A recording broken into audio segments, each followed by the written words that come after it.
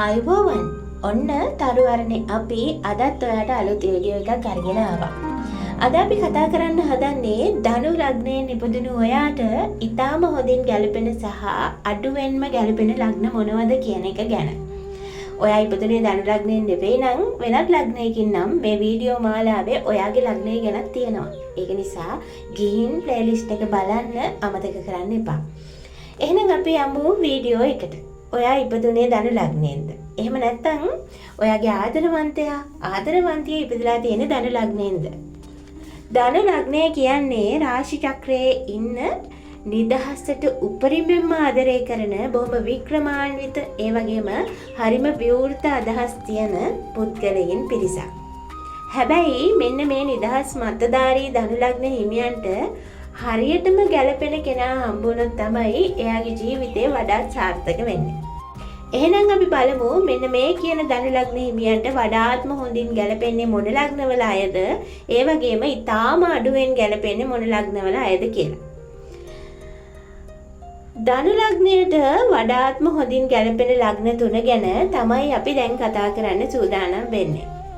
ධනු ලග්න හිමියන්ගේ වේගය සහ නිදහස ඉතා හොඳින් තේරුම් ගන්න පුළුවන් අය තමයි මේ අයට ඉතා හොඳින් ගැලපෙන්නේ.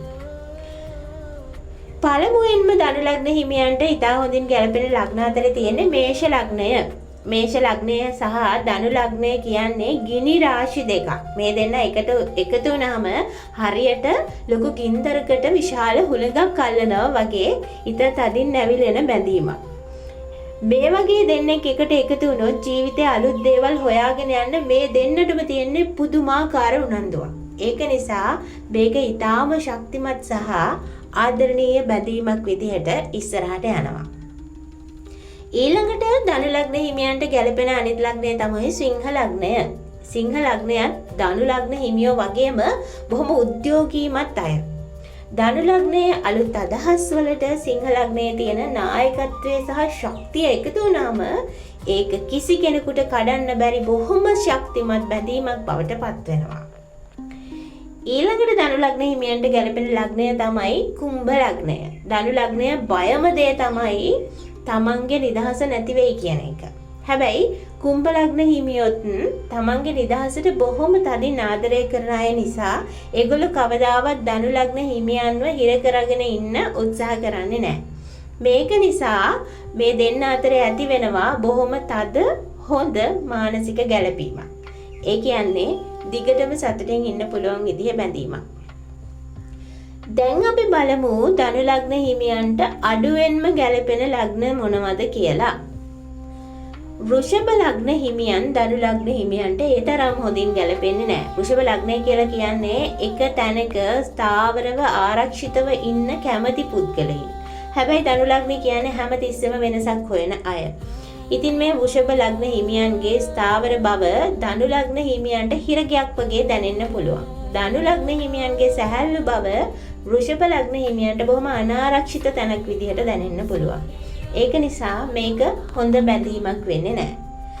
ඊළඟට කටක ලග්න හිමියන්වත් ධනු ලග්න හිමියන්ට ඒ තරම් හොඳින් ගැලපෙන්නේ නැහැ. කටක ලග්න හිමියෝ බොහොම සංවේදී. හැබැයි ධනු ලග්නයේ අය හිතේ තියෙන දේ මූණටම කියන පුද්ගලයෝ. මෙන්න මේ කෙලින් කතා කරන ස්වභාවය නිසා ධනු ලග්න හිමියෝ අතින් කටක ලග්න හිමියන්ගේ හිත නිතරම රිදෙන්න පුළුවන්. හිත රිදෙන සම්බන්ධයක් දිගටම පවතින්නේ නැහැ. ඒ වගේම තමයි කන්‍යා ලග්නය. කන්‍යා ලග්නයේ හිමියෝ හැම වෙලාවෙම හැමදේම කරන්නේ හොඳ සැලසුමකට. ඒ වගේම නීති රීති වලට අනුකූලව. හැබැයි ධනු ලග්න හිමියෝ නීති කඩන්න නිදහසේ ඉන්න කැමති පුද්ගලයින්. මෙන්න මේ පරස්පරතා හින්දා මේ දෙන්න අතරේ නිතරම වාද විවාද ඇති වෙන්න පුළුවන්. ඒ නිසා කන්‍යා ලග්න හිමියන්වත් ධනු ලග්න හිමියන්ට ඒ තරම් හොඳින් ගැලපෙන්නේ නැහැ. දැන් අපි දන්නවා ඊටාම හොඳින් ගැලපෙන සහ අඩුවෙන්ම ගැලපෙන ලග්න මොනවද කියලා. එතකොට අපි බලමු ඉතිරි වෙලා තියෙන ලග්න කොහොමද ධනු ලග්න හිමියොත් එක්ක ගැලපෙන්නේ හෝ නොගැලපෙන්නේ කියලා.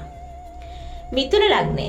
මෙන්න මේ මිථුන ලග්නයේ අයයි ධනු ලග්නයේ අයයි හරියට කාන්දමක දෙපැත්ත වගේ. ඊටාම දැඩි ආකර්ෂණයක් ඇති වෙන්න වගේම දැඩි මතභේද ඇති වෙන්නත් පුළුවන්. ඒක නිසා මේක සාර්ථක වෙන්න හෝ නොවෙන්න තියෙන ප්‍රවණතාවය 50ට 50 වගේ අවස්ථාවක් තියෙන සම්බන්ධයක්.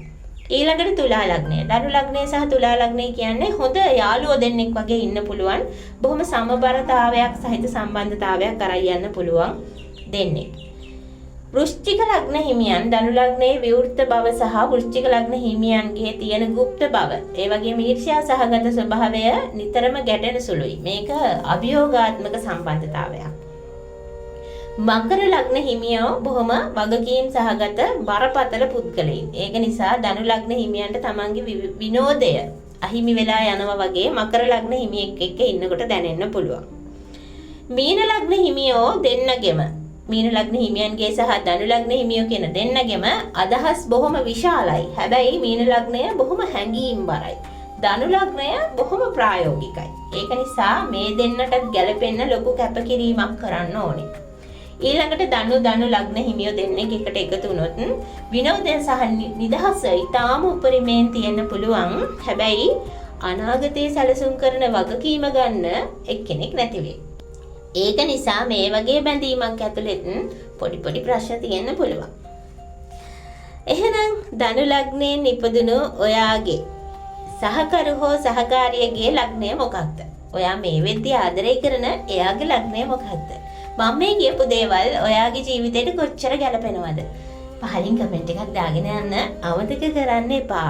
මේ වීඩියෝ එක වැදගත් කියලා හිතෙනවා නම් ඔයාගේ යාළුවන්ටත් බලන්න ෂෙයා කරන්න. ඒ වගේම මේ වගේම තියෙන අනිත් වීඩියෝ බලන්න තරවන්න channel එකට එන්න. channel එක subscribe කරලා තියාගන්න අමතක කරන්න එපා.